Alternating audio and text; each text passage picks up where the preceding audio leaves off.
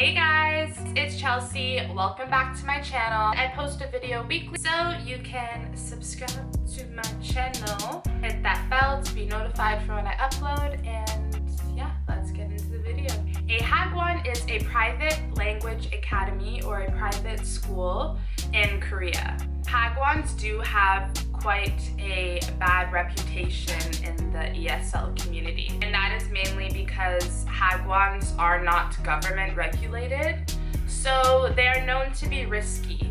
You probably read and have heard of many Hagwon horror stories. Don't let it discourage you. I didn't let it discourage me, and I'm basically going to tell you a few reasons why Hagwons are kind of okay. So let's get into that. Number one, the main thing that I loved about working at a Hagwon is that there are many foreign teachers. For example, at my specific Hagwon, there were about 14 foreign teachers. It was very easy to initially make friends. For example, my very first day in Korea, I'm from Toronto, Canada, to Busan, Korea.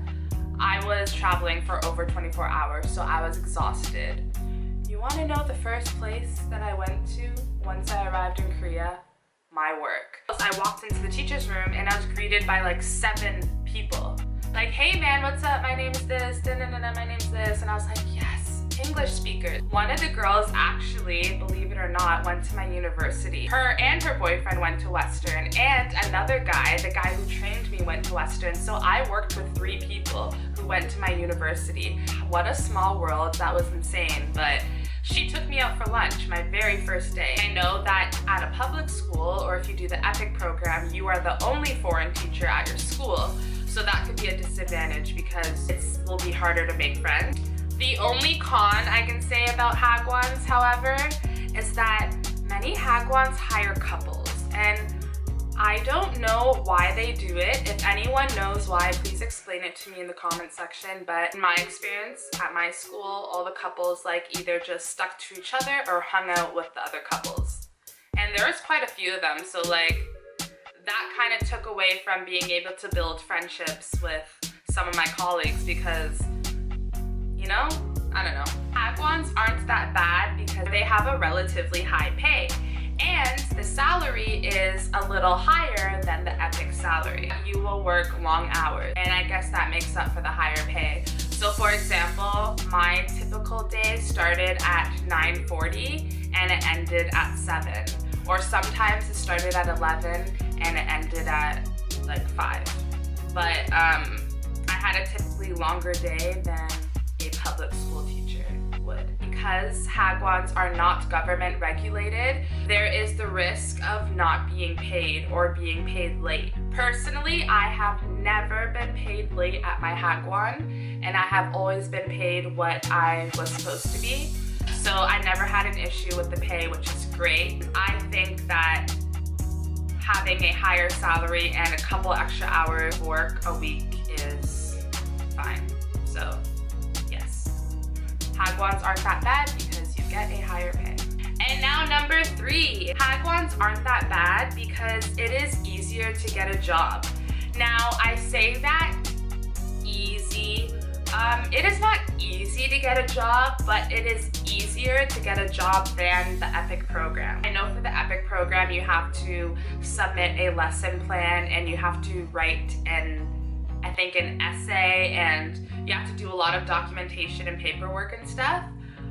For a Hagwon, you don't have to do that. The process was pretty easy. I didn't have to do any extra legwork. And also, the main advantage I found was that I didn't need a TEFL or TESOL certification. A TEFL is a Teaching English as a Foreign Language certification. I know that the EPIK program requires that you have these certifications, but for the Hagwon, I didn't need a TEFL certification, and I don't have one, and I was still hired. I think that is really good because A, the TEFL or the TESOL is expensive. B, it is time consuming, and if you work full time and stuff, I didn't have time to do it. I didn't really want to spend the extra money, so I told my recruiter straight up when I was applying, I said, I'm not getting the TEFL, so wouldn't. As long as you have other things to offer and you highlight that in your interview and in your application for a Hagwon, you're good. You don't need the TEFL or the TESOL like you would in the EPIK program. So that is why Hagwons are great. All right, number 4, smaller classrooms. I really liked having a smaller class because I built good relationships with my students. My kindergarten class is the cutest. I had them every day, and it was a class of about 8 students. They were near and dear to my heart, and I miss them. I do know that in EPIK, you can have like hundreds of students.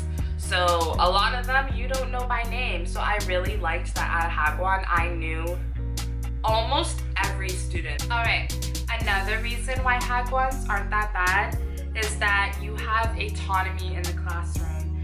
I had my own classroom. I was the teacher, so I created the lesson plans, I wrote the syllabi, I directed the entire class. I was the one that was in charge. I did have a what we call helper teacher, and that is a Korean teacher who basically acts as like, for lack of a better word, a babysitter. And I don't say that to discredit their job at all, but their job is to, for example, take the students to the bathroom if they need to go, or serve them lunch, brush their hair. And I only had this helper teacher for my kindergarten class. For my elementary students, I was alone. I like that for my whole entire class, I am by myself doing what I do best. Teaching the youth them. All right, number 5. Hagwons aren't that bad because you get to choose your location, and I think that is so important. To be honest, I didn't know much about Korea before. If I had actually done research prior to applying, I probably would have known that Seoul is where I should be, and I probably would have found a Hagwon in Seoul. However, I know that in the EPIK program, you get to choose your top 3 picks. You don't get to choose where you are placed. EPIK does.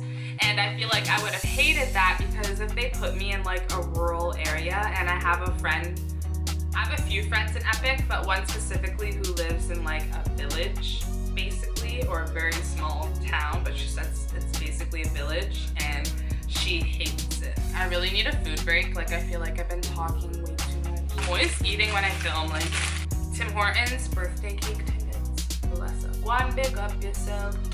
Get a little H2O, a little splash, you know? I hate bottled water because I don't know what the hell is in this shit. Like, I already know fluoride's in there, but I already don't trust the government. So anyways, that's it for why Hagwons aren't that bad. I hope you learned a thing or two, and if you are thinking about teaching in Korea, or even if you are already in Korea or have taught in Korea and are thinking about making the switch from a public school to a private school, I hope that this video helped you, and if you have any more questions, feel free to leave a comment in the comment section, or you can send me a message on Instagram or on Tumblr or any of my social media channels. Connect with me. I will leave all those links below. And if you guys liked this video and it was helpful, give it a thumbs up. And if you guys liked me, then you can subscribe to my channel. And I will see y'all in my next video. Au revoir.